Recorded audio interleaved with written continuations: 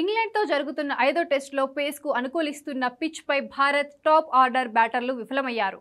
ఈ దశలో కరుణ్ నాయర్, అజయ్ హాఫ్ సెంచరీతో అదరగొట్టారు. అభేద్యమైన 7వ వికెట్కు వాషింగ్టన్ సుందర్తో కలిసి హాఫ్ సెంచరీ భాగస్వామ్యాన్ని నమోదు చేశాడు. వర్షం అంతరాయం కలిగించడంతో తొలి రోజు 64 ఓవర్ల ఆట మాత్రమే సాధ్యమైంది. కరుణ్ నాయర్ హాఫ్ సెంచరీతో టాప్ స్కోరర్గా నిలిచాడు.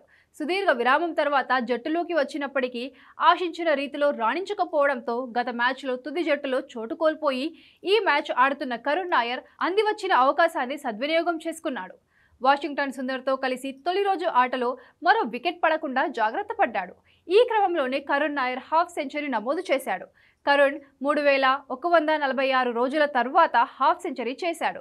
అంతకుముందు 2016లో కరుణ్ నాయర్ ఇంగ్లాండ్పై ట్రిపుల్ సెంచరీ నమోదు చేశాడు. ఆ తర్వాత అతడు అర్ధశతకం సాధించడం ఇదే తొలిసారి. ఇంగ్లాండ్తో జరిగిన తొలి 3 టెస్టుల్లో 6 ఇన్నింగ్స్లో కలిపి కరుణ్ నాయర్ 131 పరుగులే చేశాడు. ఒక్క హాఫ్ సెంచరీ కూడా నమోదు చేయలేకపోయాడు. దీంతో 4వ టెస్టు నుంచి అతన్ని తప్పించారు. ఇక కరుణ్ నాయర్ టీమిండియా తరపున ఆడే అవకాశం లేదని భావించారంతా.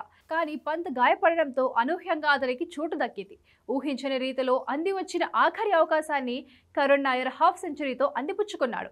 తల్లిదండ్రుల సమక్షంలో హాఫ్ సెంచరీ నమోదు చేశాడు. 9 ఏళ్ల తర్వాత టెస్ట్లో హాఫ్ సెంచరీ చేసిన కరుణ్ నాయర్ గురించి ఇంటర్నెట్లో తెగ వెతికారు.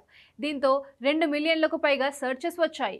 దాద్రా నగర్ హవేలీ, ఒడిశా, డామన్ డయ్యూ, రాజస్థాన్, బీహార్ నుంచి ఎక్కువ మంది కరుణ్ నాయర్ గురించి గూగుల్లో వెతికారు. దీంతో అతడి పేరు గూగుల్ ట్రెండ్స్లో కనిపించింది.